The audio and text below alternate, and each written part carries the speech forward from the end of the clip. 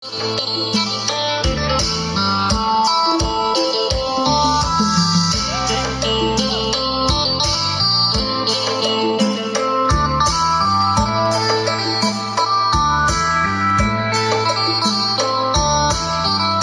ดงว่าเรียกว่าผ่าน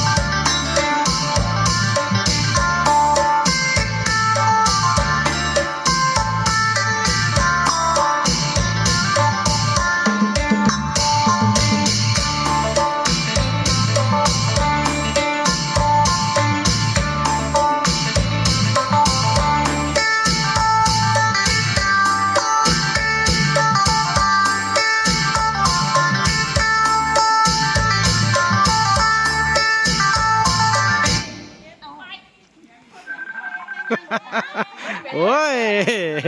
ผู้ใดมาสกัดดาวลุงโอ้ยผัวโทรน้ำแล้วผัวโทรน้ำแล้วโอ้ยมารอบนึงผัวโทรน้ำผัวโทรน้ำ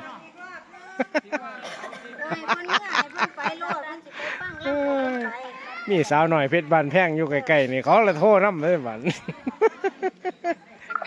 กัดดาวหลวงเลยอีหลายล่มขังเลยโอ้ย